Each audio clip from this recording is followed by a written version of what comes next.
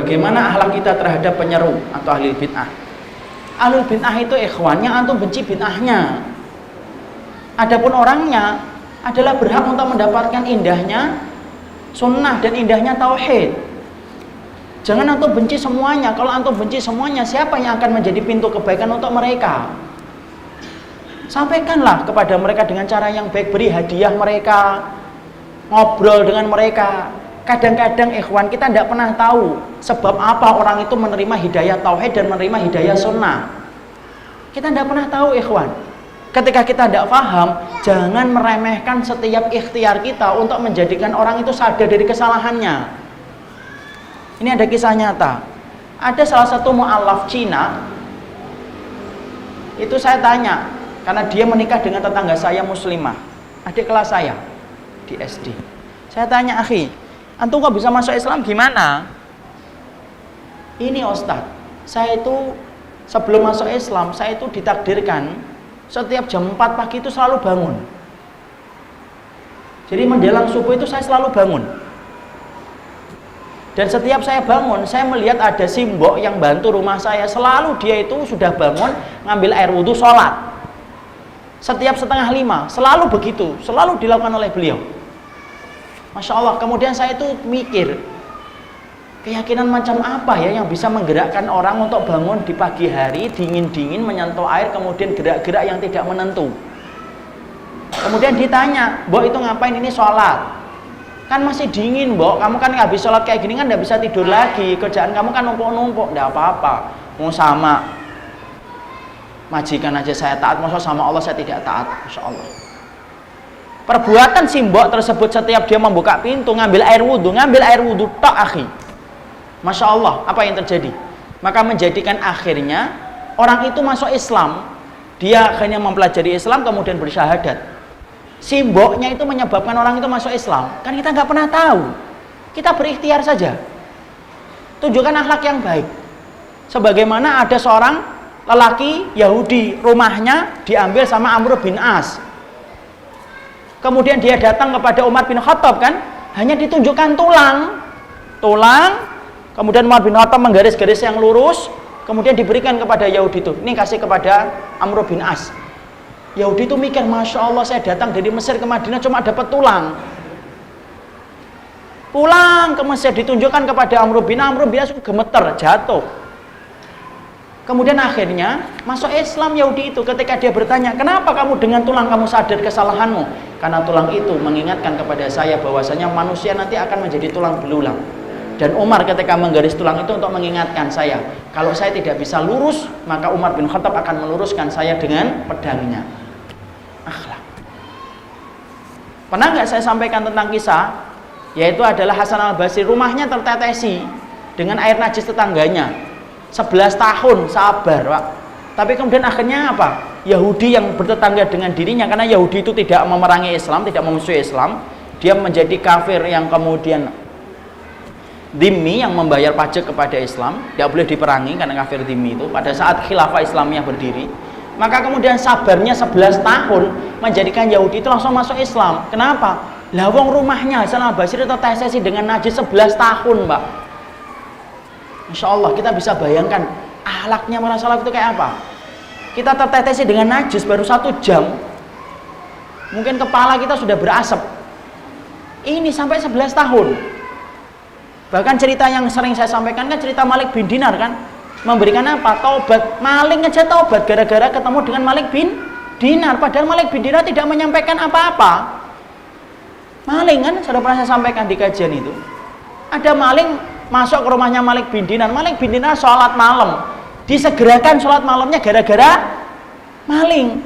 Kalau bapak menyegerakan sholat malam itu apa? Karena pengen tidur lagi. Ini menyegerakan sholat malamnya gara-gara ada maling masuk ke rumahnya. Salam, dia mendapati malingnya keluar lewat jendela. Malik bin Dinar ngomong, mau kemana? Mau pergi lah. Gak dapat apa-apa, kan? Nggak dapat. Sini masuk.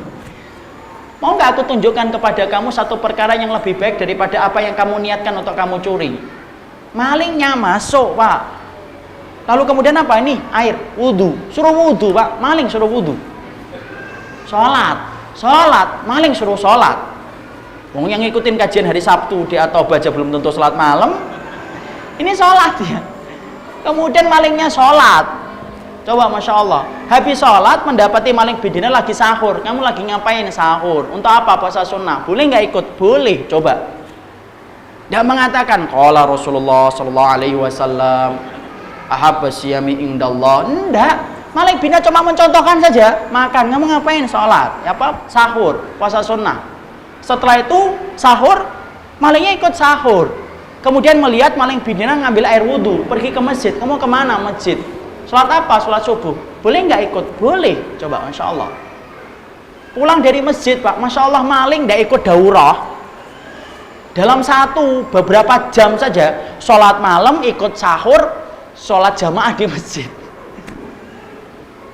Langsung setelah itu kemudian ingin bermalam di rumahnya Malik bidina beberapa hari. Sampai akhirnya dia menetapkan untuk taubat. Masya Allah. Apa kurangnya itu? Apakah Malik bin Dinar saat itu menyampaikan qala Allah Ta'ala, qala Rasulullah, qala Allah Ta'ala, qala Rasulullah? Tidak selalu mengatakan itu. Kadang-kadang dengan akhlak yang baik itu justru malah melembutkan orang. Ya, makanya kalau kemudian kita di dalam mendakwai orang pun harus ngerti akhlak itu penting, pemilihan waktu itu penting. Karena Bapak ketika mendakwakan sunnah tapi tidak ngerti caranya itu juga bubar semuanya. Ada seorang istri baru mempelajari sunnah, pulang ke rumah semangat. Suaminya baru terjebak macet, baru buka pintu, istrinya langsung mengatakan qala Rasulullah sallallahu alaihi wasallam. Ini nggak akan diterima lah. Pilih waktu yang baik. Makanya sampai mengamalkan sunnah itu Masya Allah, menyampaikan ilmu saja ada akhlaknya Pak. Akhlaknya apa? Menyampaikan ilmu itu jangan lama-lama. Khutbah Jumat itu yang paling baik yang pendek atau panjang? Pendek. Padahal menyampaikan perkataan Allah, perkataan manusia, perkataan Allah. Makanya kalau panjangan banyak responnya, pura-pura batuk. Kadang-kadang ngeliatin jam. Allah ngerti Pak, sampai menyampaikan ilmu yang disampaikan perkataan Allah, Allah pun ngatur bagaimana syariatnya. Sampai khutbah Jumat yang sunnah itu khutbah Jumat yang pendek. Menyampaikan ilmu yang paling baik itu yang panjang atau yang pendek? Yang sedang. Kenapa? Karena kalau kemudian terlalu lama, para salaf itu mengatakan idza talal majlis fakana li syaitan nasibuhu. Kalau majelis ilmu terlalu lama, banyak setannya. Yang asalnya kemudian tidak ngeliatin jam. Yang asalnya tidak berdiri jadi berdiri. Kenapa? Karena memang yang paling afdol pertengahan. Sampai menyampaikan kebenaran pun harus dengan akhlak yang baik, dan akhlak itu ditentukan oleh Allah. Supaya kita ngerti bahwasanya Masya Allah, ketika kita mendapati pelaku bid'ah menyampaikan sesuatu, melakukan sesuatu, maka sikapi dengan cara yang baik. Bahasakan dengan bahasa yang lembut. Memilih bahasa yang menyentuh itu lebih baik. Jangan memvonis dulu. Dan antum harus ngerti urutan-urutannya. Kalau kita mengajarkan orang bid'ah tapi belum mengajarkan tauhid, itu namanya kebalik Pak. Bapak tidak pernah ngajarin dia tentang tauhid, tidak pernah ngajarin bagaimana cara ilmu yang benar. Tiba-tiba ketemu dia membid'ah-bid'ahkan dia, ya salah lah. Harus ditanamkan dulu tauhidnya, akidahnya bagaimana. Baru setelah itu kita menjelaskan ini sunnah, ini iman, ini kufur, ini bid'ah. Supaya tidak salah. Jangan kemudian kita langsung terburu-buru. Man istajala syai'an qabla awanihi uqiba bihirmanihi. Barang siapa yang terburu-buru atas segala sesuatu, maka dihukumi haram perbuatan yang dia lakukan.